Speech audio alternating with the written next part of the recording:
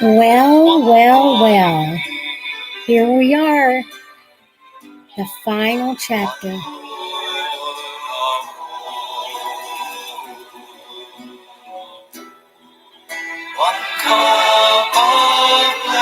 Just 1 second.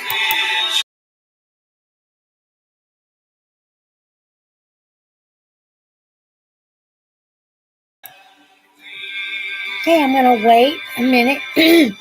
If you're here and you're here because you saw my notice on Facebook or Instagram or TikTok, if you would just say hello in the chat box, I'd really appreciate it.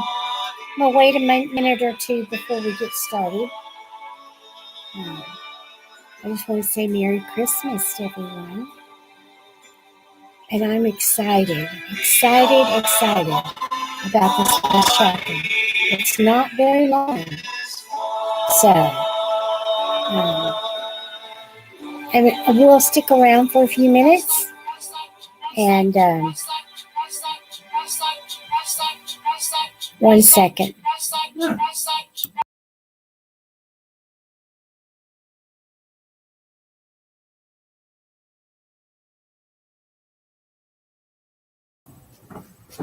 That's my alarm.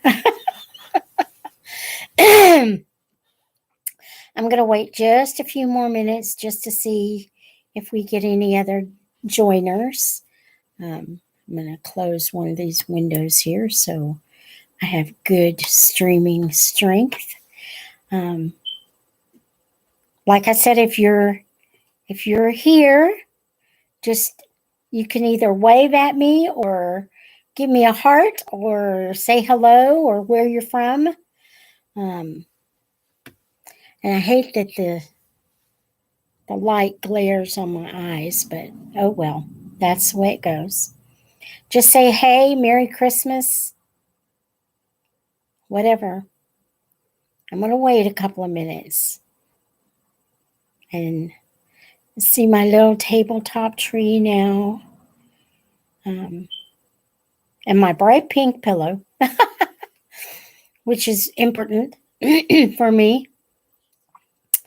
So I hope you've enjoyed this book. I'll have to find another one for next year. And I hope you enjoyed The Gift of the Magi last night. My husband and I met in community theater, and that is the last play that we did together. And so it has really tender memories for me. So I'm just looking at the time.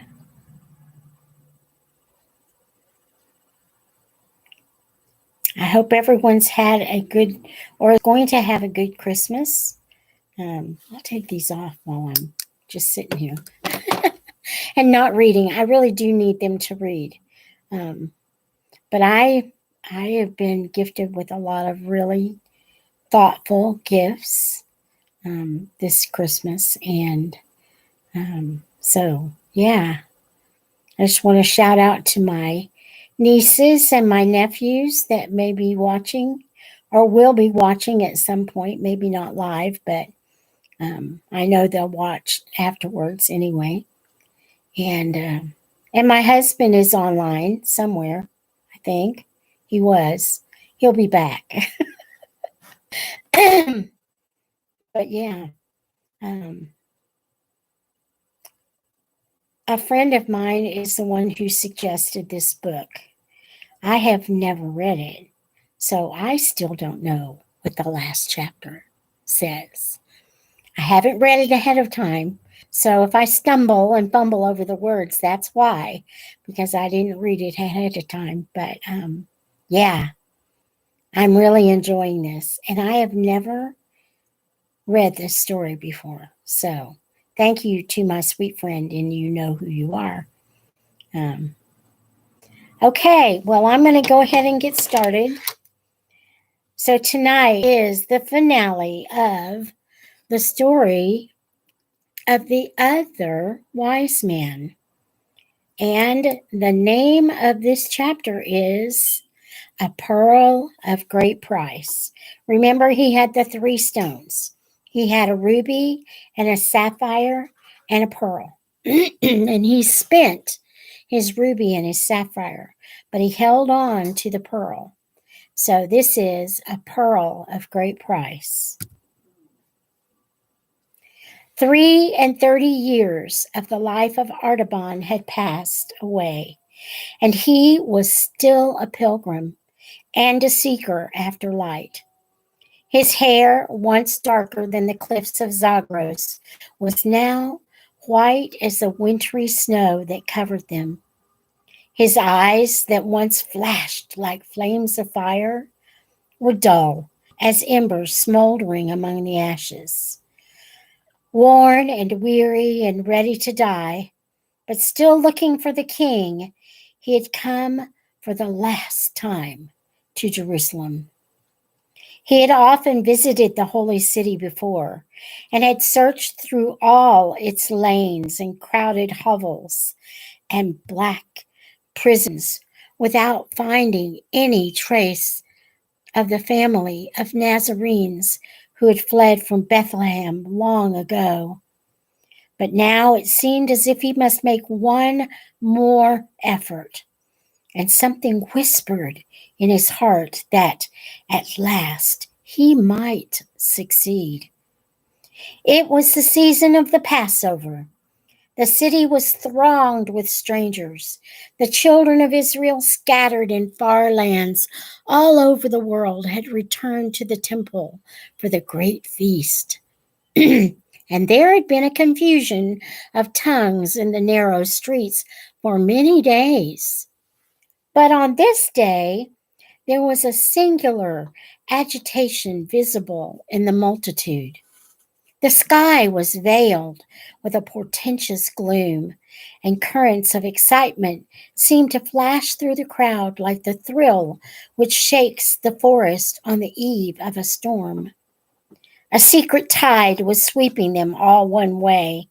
The clatter of sandals and the soft, thick sound of thousands of bare feet shuffling over the stones flowed unceasingly along the street that leads to the Damascus Gate.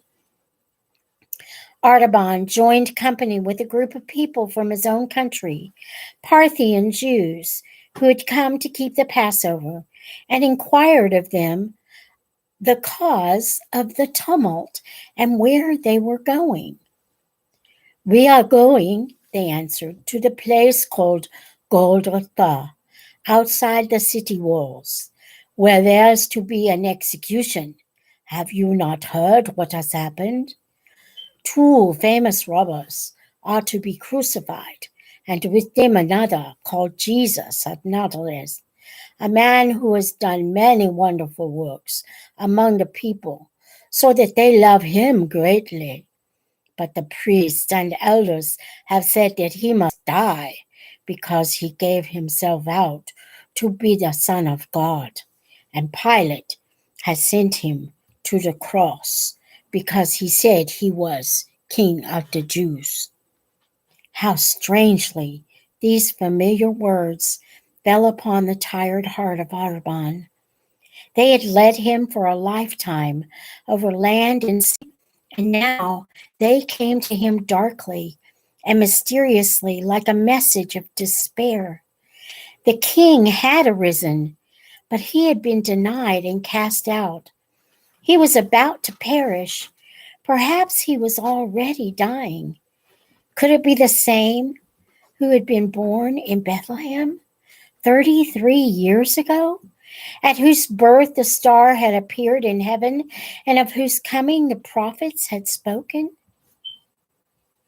Artaban's heart beat unsteadily with that troubled, doubtful apprehension which is the excitement of old age. But he said within himself, "The ways of God are stranger than the thoughts of men, and it may be that I shall find the king at last in the hands of his enemies, and shall come in time to offer my pearl for his ransom before he dies." So the man followed the multitude with slow and painful steps toward the Damascus gate of the city.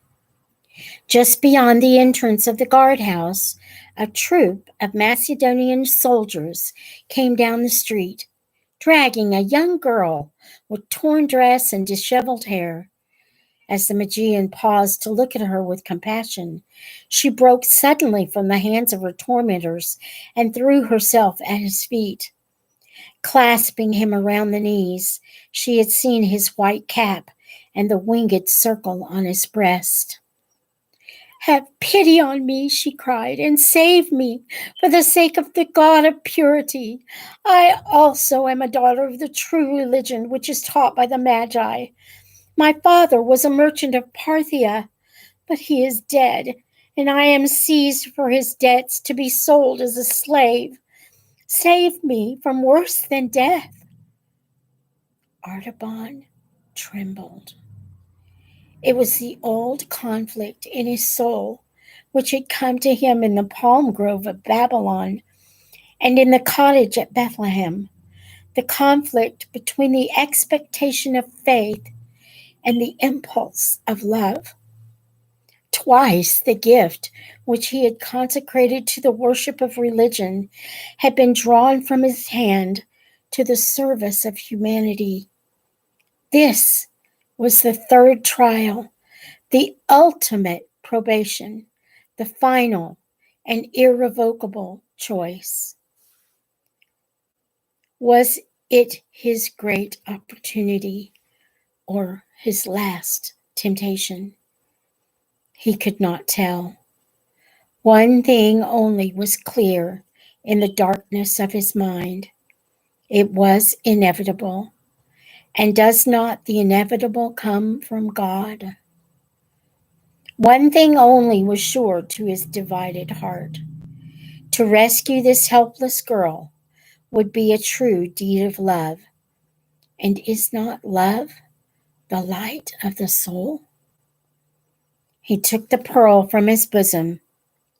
Never had it seemed so luminous, so radiant, so full of tender, living luster.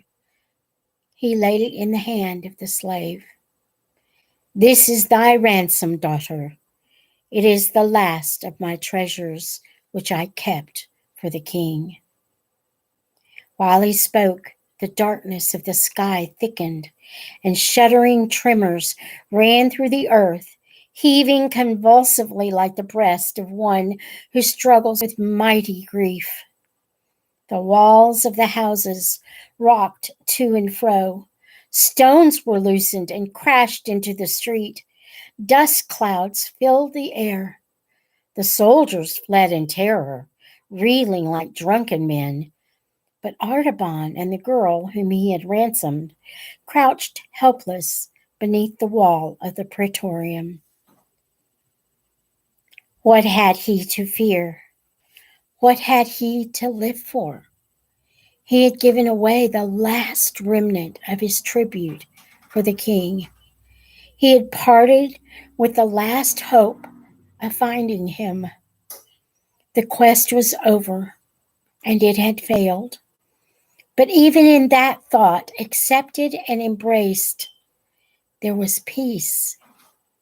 It was not resignation. It was not submission. It was something more profound and searching. He knew that all was well because he had done the best that he could from day to day. He had been true to the light that had been given to him. He had looked for more, and if he had not found it, if a failure was all that came out of his life, doubtless that was the best that was possible. He had not seen the revelation of life, everlasting, incorruptible, and immortal, but he knew that even if he could live his earthly life over again, it could not be otherwise than it had been.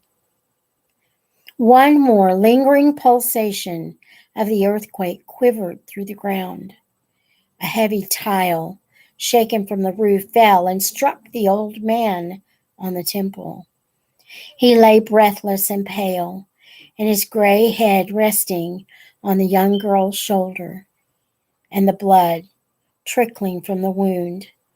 As she bent over him, fearing that he was dead, there came a voice through the twilight, very small and still, like music sounding from a distance, in which the notes are clear, but the words are lost. The girl turned to see if someone had spoken from the window above them, but she saw no one.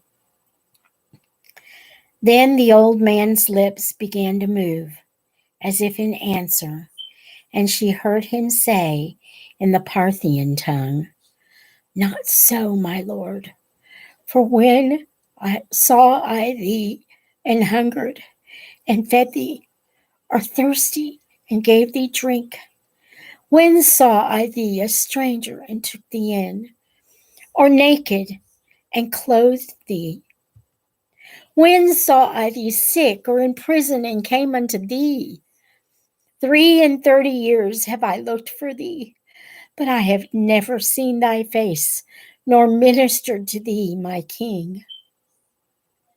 He ceased, and the sweet voice came again. And again the maid heard it very faintly and far away. But now it seemed as though she understood the words. "Verily I say unto thee, inasmuch as thou hast done it unto one of the least of these my brethren, thou hast done it unto me." A calm radiance of and joy lighted the pale face of Artaban, like the first ray of dawn on a snowy mountain peak. One long, last breath of relief exhaled gently from his lips. His journey was ended. His treasures were accepted. The other wise man had found the king. And that is the end of our book. May the Lord bless you and keep you. May he make his face to shine upon you and be gracious to you. May the Lord lift up his countenance upon you and grant you his peace. Merry Christmas, everyone.